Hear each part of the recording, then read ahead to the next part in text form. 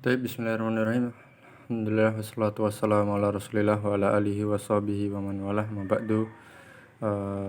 Kali ini kita akan membahas tentang hal yang berkaitan di halaman 19.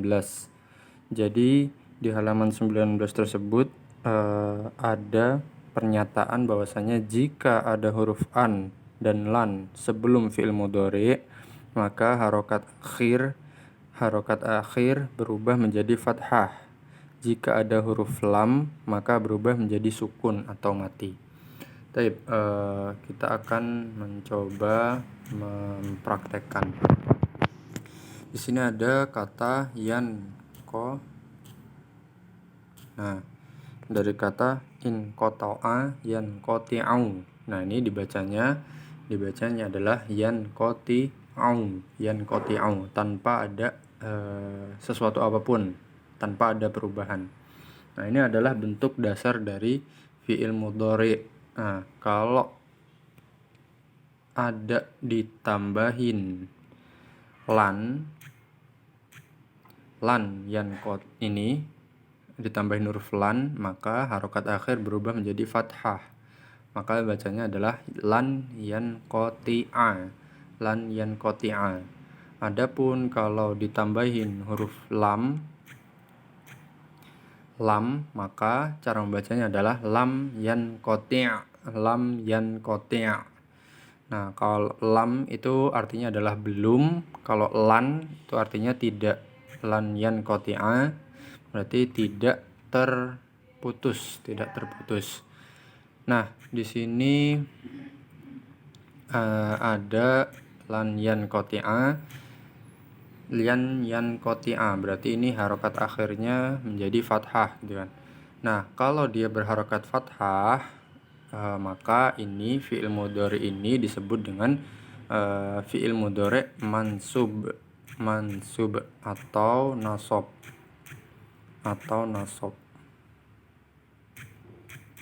Nah, fi'il mudhari mansub atau nasab ini sama aja. Mansub atau nasab itu sama. Karena dia ada huruf lan, maka dia kedudukannya dia dinamakan dengan fi'il mudhari mansub atau nasab karena ada huruf lan.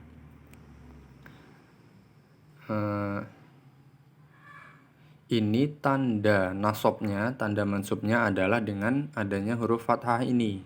Maka kita katakan bahwasanya tanda nasabnya dengan fathah.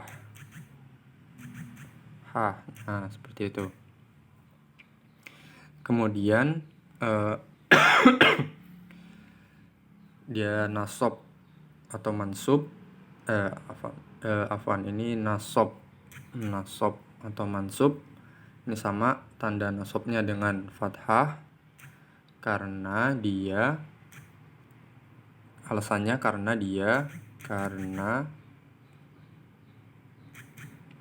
didahului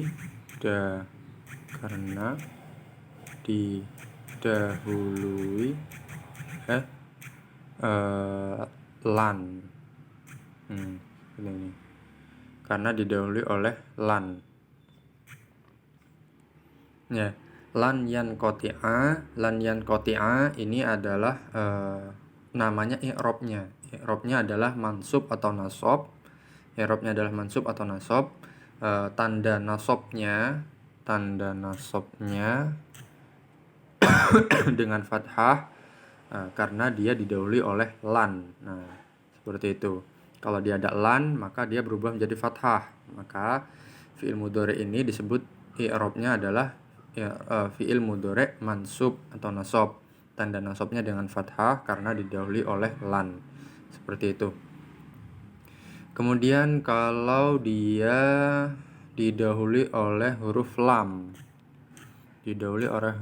maka harokat akhirnya berubah menjadi sukun. Nah, ini sukun mati, kelihatan kan tadi.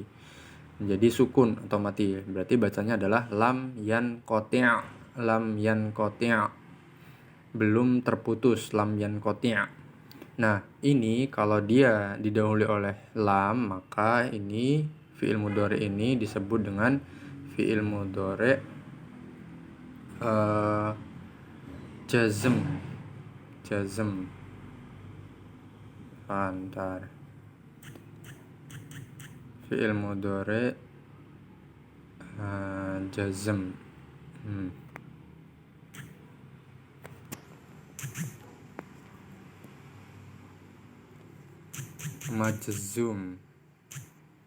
Majzum atau jazm. Nah, tanda jazmnya dengan sukun. Nah, karena dia harokat akhirnya adalah sukun atau mati, gitu kan. Ini di sini sukun atau mati. Karena didahului oleh apa? Didahului oleh lam, huruf lam. Nah, huruf lam ini. Nah, jadi lam yanqati' itu i'rabnya adalah majzum atau jazm. Kemudian tanda jazmnya dengan sukun karena didahului oleh lam. Nah, seperti itu. Itu kalau didahului oleh lan atau didahului oleh an, maka dia mansub atau nasab. Tapi kalau didahului oleh lam, maka dia i'rabnya adalah majzum atau jazm. Dia disebut dengan fi'il mudhari majzum atau jazm. Nah, tanda jazmnya dengan sukun. Ini sukun karena didahului oleh huruf lam. Nah, kalau dia tidak didahului oleh apapun, maka dia disebut dengan fi'il mudhari marfu' atau rofa. Yang tidak didahului oleh huruf apapun. Misalkan ini lamnya kita hapus, maka kalau lamnya kita hapus, maka kembali menjadi asal, seperti asal semula. Gimana? Berarti huruf harokat akhirnya adalah harokat akhirnya adalah dhammah. La yanqati'u, inqata'a yanqati'u. Nah, ini menjadi yanqati'u ini karena kembali kepada asal. Maka i'rabnya dinamakan dengan i'rabnya adalah rafa atau marfu. Fi'il mudhari ini disebut dengan fi'il mudhari yang marfu'. Kemudian tanda rofa'nya dengan dhammah karena harokat akhirnya adalah dhammah. Kemudian alasannya karena tidak didahului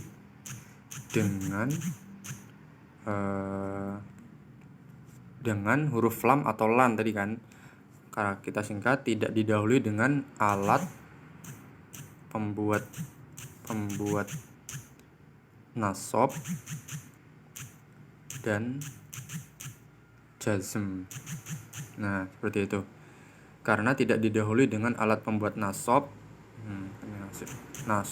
dan alat pembuat jazm. Alat pembuat nasab apa?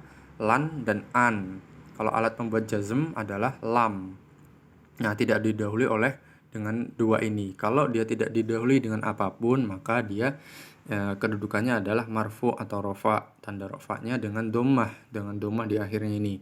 Karena dia alasannya adalah tidak didahului dengan alat pembuat nasab atau jazm. Nah, itu 3 keadaan yang ada pada fi'il mudhari saja. Fi'il mudhari. Adapun fi'il madhi itu dia selalu tetap, tidak ada perubahan seperti ini. Mau dikasih huruf apapun dia tetap harokatnya adalah fathah. Namanya disebut dengan mabni itu tetap. Beda dengan halnya dengan fi'il mudhari ini. Kalau fi'il mudhari kalau dikasih lan atau an, maka dia berubah harokatnya menjadi fathah. tapi kalau dikasih lam dia berubah jadi sukun. Kalau tidak dikasih apa-apa, maka hukumnya adalah hukum asal, yaitu marfu atau rofa. Tanda rofanya dengan dhammah karena dia harokat akhirnya adalah dhammah. Kemudian karena tidak didahului dengan alat pembuat nasab dan alat pembuat jazm. Mudah-mudahan bisa dipahami dari 3 keadaan dari fi'il mudhari ini. Antara marfu atau rofa, kemudian nasab atau mansub,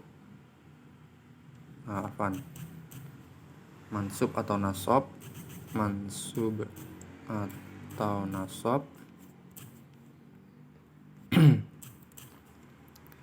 dan yang ketiga adalah majzum atau jazm. Nah, ini 3 keadaan fi'il mudhari, dan ini juga ada di isim. Kalau di isim dia bentuknya adalah marfu atau rofa, mansub atau nasab, kemudian ada majrur atau jar.